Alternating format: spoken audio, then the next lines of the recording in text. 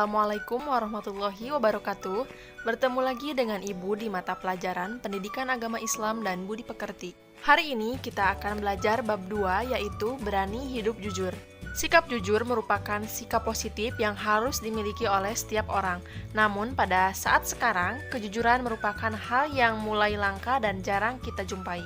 Padahal kejujuran dapat menunjukkan jalan kebaikan yang nantinya dapat membantu mengantarkan kita ke surga. Selain itu, sikap jujur merupakan faktor terbesar tegaknya agama dan dunia. Kehidupan dunia akan hancur dan agama juga menjadi lemah di atas kebohongan, khianat, serta perbuatan curang. Semoga kita semua mampu berbuat jujur dalam segala hal. Yakinlah Allah Subhanahu wa Ta'ala membela kita semua. Orang yang jujur pasti beruntung.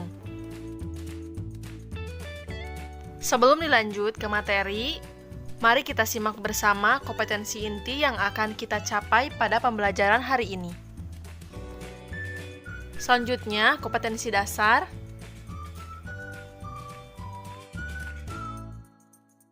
Adapun pilihan materi yang akan kita bahas yaitu yang pertama, memahami syaja'ah, yang kedua, menunjukkan sifat syaja'ah dalam mewujudkan kejujuran. Dan yang ketiga, kaitan antara syaja'ah dengan upaya mewujudkan kejujuran dalam kehidupan. Memahami syaja'ah. Jika dilihat dari definisi syaja'ah secara etimologi, syaja'ah yaitu berasal dari kata dasar pikir yang berarti proses, cara, atau perbuatan memikir. Kemudian dilihat secara istilah, memiliki arti keteguhan hati, kekuatan pendirian untuk membela dan mempertahankan kebenaran secara jantan dan terpuji. Adapun bentuk-bentuk dari syaja'ah yaitu yang pertama, keberanian menghadapi musuh dalam jihad fisabilillah. Mengenai jihad ini, perlu dipahami bahwa sesungguhnya Islam adalah agama yang penuh kedamaian dan anti kekerasan. Oleh karena itu, Allah Subhanahu wa Ta'ala memerintahkan untuk tidak mundur ketika ada yang menyerang. Bahkan kita dianjurkan untuk menghadapinya dengan penuh keberanian. Akan tetapi, apabila orang-orang kafir tidak menyerang atau tidak mengganggu, kita tidak diperkenankan untuk menyerangnya. Kemudian, bentuk yang kedua, berani menegakkan kebenaran. Berterus terang untuk mengatakan yang benar terkadang menjadi suatu yang sulit jika terdapat ancaman. Namun, bila dilihat dari sisi manfaat, kebenaran menjadi sebuah keharusan, sebagaimana sabda Nabi Shallallahu Alaihi Wasallam melalui hadis yang diriwayatkan oleh Ibnu Hibban. Katakan benar meskipun itu pahit, dan berkata benar di hadapan penguasa yang zalim merupakan salah satu bentuk jihad bil lisan yang semua itu membutuhkan keberanian. Selanjutnya, bentuk ketiga, kemampuan mengendalikan nafsu. Di antara perbedaan antara manusia dengan malaikat adalah manusia dilengkapi oleh hawa nafsu sehingga bagi orang yang tidak dapat mengendalikan nafsunya dapat menyebabkan keterpurukan bagi dirinya. Dengan demikian, orang yang kuat adalah orang yang mampu mengendalikan nafsu di antara amarahnya. Sebagaimana firman Allah di dalam Quran Surat Yusuf ayat 53 yang artinya, dan aku tidak mengatakan diriku bebas dari kesalahan karena sesungguhnya nafsu itu selalu mendorong kepada kejahatan. Kecuali nafsu yang diberi rahmat oleh Tuhanku, sesungguhnya Tuhanku Maha Pengampun, Maha Penyayang. Bentuk yang keempat yaitu keberanian mengakui kesalahan. Anda telah mengetahui bahwa manusia dilengkapi oleh hawa nafsu hingga jika tidak mampu mengendalikannya kerap berbuat kesalahan. Hal ini telah ditunjukkan oleh Allah Subhanahu wa Ta'ala sejak zaman Nabi Adam alaihissalam. Manusia pertama yang diciptakan oleh Allah Subhanahu wa Ta'ala tersebut melakukan kesalahan. Namun Nabi Adam alaihissalam segera memohon ampunan kepada Allah Subhanahu wa Ta'ala. Sebagaimana firman Allah di dalam Quran Surat Al-A'raf ayat 23 yang artinya, keduanya berkata, "Ya Tuhan kami telah menzalimi diri kami sendiri. Jika Engkau tidak mengampuni kami dan memberi rahmat kepada kami, niscaya kami termasuk orang-orang yang rugi." Memang mengakui kesalahan bukanlah perkara yang mudah, akan tetapi membutuhkan keberanian dan upaya untuk memperbaiki kesalahan tersebut. Apakah Anda pernah melakukan kesalahan? Kemudian mengakui kesalahan tersebut di hadapan manusia dan di hadapan Allah Subhanahu wa Ta'ala dengan segera bertobat kepadanya. Yang selanjutnya, penghalang ditegakkannya kebenaran, yaitu yang pertama, kebodohan. Orang-orang yang bodoh atau tidak berpengetahuan dan tidak ada keinginan untuk menggali ilmu pengetahuan, mereka tidak mengetahui kebenaran sehingga tidak mampu membedakan yang hak dan batil. Mereka hanya melakukan sesuatu yang dianggap benar oleh kebanyakan orang saja. Selanjutnya, hawa nafsu. Kebanyakan manusia terlena oleh tipu daya dunia yang hanya sementara. Hal itu karena dipengaruhi oleh hawa nafsu.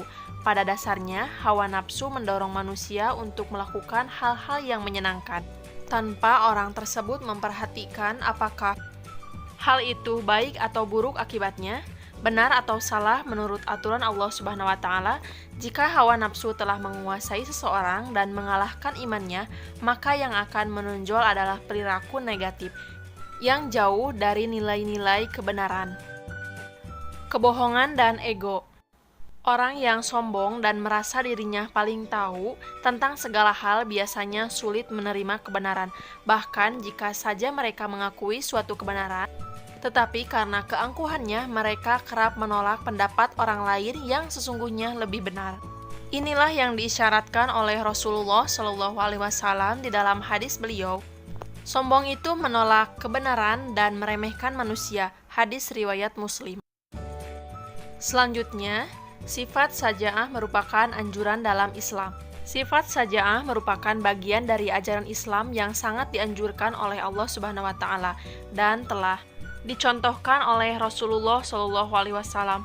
Hal itu ditunjukkan melalui sikapnya yang jujur dan senantiasa menegakkan kebenaran, sehingga diberi gelar Al-Amin atau yang dapat dipercaya. Dan bersifat sidik atau benar, kita sebagai umat Rasulullah Shallallahu Alaihi Wasallam hendaknya meneladaninya dengan senantiasa menegakkan kebenaran dan berperilaku jujur, berani mengatakan yang benar meskipun perkataan yang benar tersebut mengakibatkan berbagai resiko, seperti dimusuhi, dikucilkan, dan dianiaya. Sebagaimana firman Allah Subhanahu wa Ta'ala di dalam Quran Surat An-Nisa ayat 135, yang artinya, wahai orang-orang yang beriman, jadilah kamu penegak keadilan, menjadi saksi karena Allah, walaupun terhadap dirimu sendiri atau terhadap ibu bapak dan kaum kerabatmu. Jika dia yang terdakwa kaya ataupun miskin, maka Allah lebih tahu kemaslahatan kebaikannya. Maka janganlah kamu mengikuti hawa nafsu karena ingin menyimpang dari kebenaran. Dan jika kamu memutarbalikkan kata-kata atau enggan menjadi saksi, maka ketahuilah Allah Maha Teliti terhadap segala apa yang kamu kerjakan. Selanjutnya, menunjukkan sifat saja'ah dalam mewujudkan kejujuran. Pada Quran Surat An-Nisa ayat 135, kita mengetahui bahwa Allah Subhanahu wa Ta'ala telah memerintahkan kepada hambanya yang beriman untuk menegakkan kebenaran dan menghukum dengan seadil-adilnya orang yang bersalah, meskipun orang tersebut keluarga sendiri. Ibu akan ceritakan contoh yang dapat kita teladani dari Rasulullah Shallallahu Alaihi Wasallam. Kisah berhikmah Rasulullah Shallallahu Alaihi Wasallam yang adil dan tegas. Seorang wanita di zaman Rasulullah Shallallahu Alaihi Wasallam sesudah Fathu Makkah telah mencuri. Lalu Rasulullah Shallallahu Alaihi Wasallam memerintahkan agar tangan wanita itu dipotong.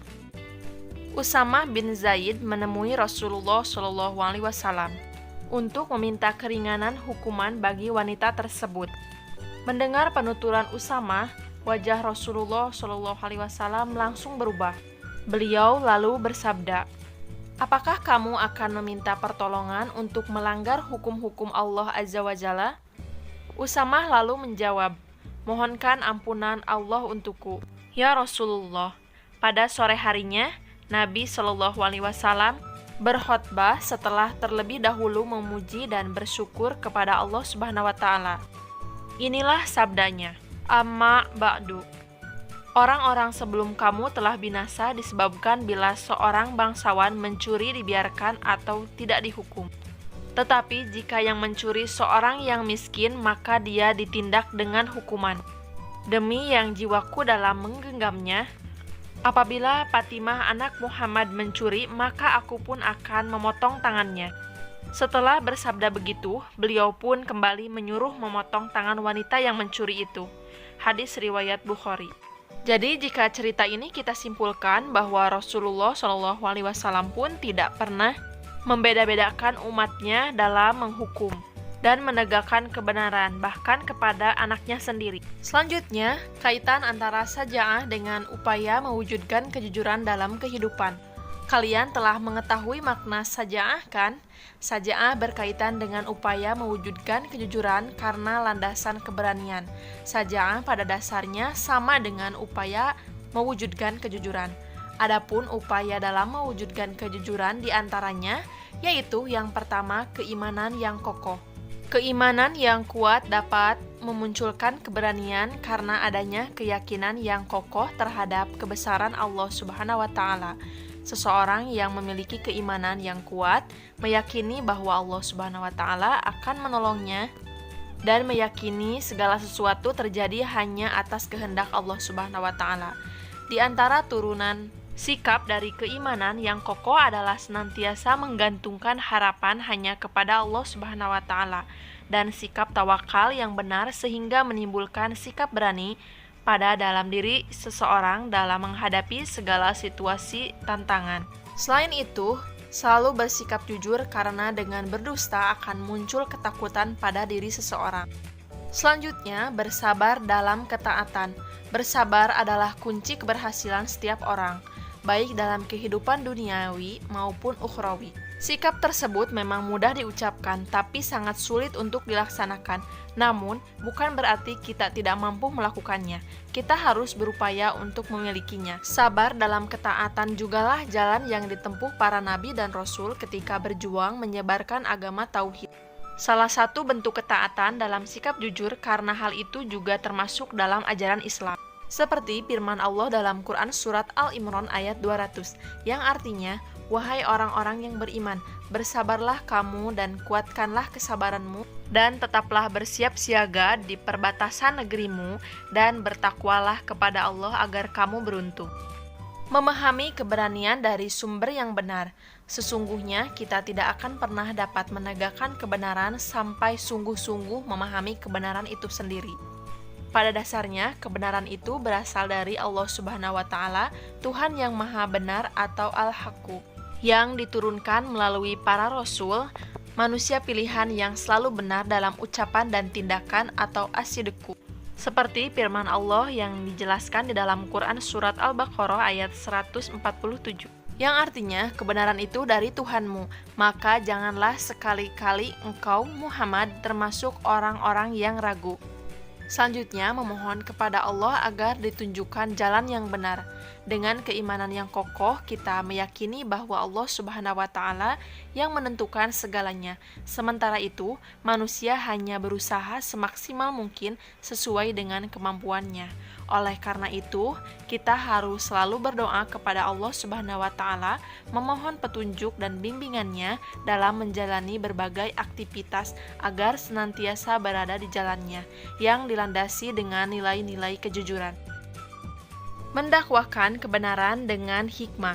Kebenaran hendaknya disampaikan dengan baik, memperhatikan adab dan penuh hikmah agar yang mendengarnya dapat memahami dan menerimanya dengan penuh keikhlasan. Seperti firman Allah Subhanahu wa Ta'ala dalam Quran Surat An-Nahl ayat 125, yang artinya, "Serulah manusia kepada jalan Tuhanmu dengan hikmah dan pengajaran yang baik, dan berdebatlah dengan mereka dengan cara yang baik. Sesungguhnya Tuhanmu, dialah yang lebih mengetahui siapa yang sesat di jalannya, dan dialah yang lebih mengetahui siapa yang mendapat petunjuk."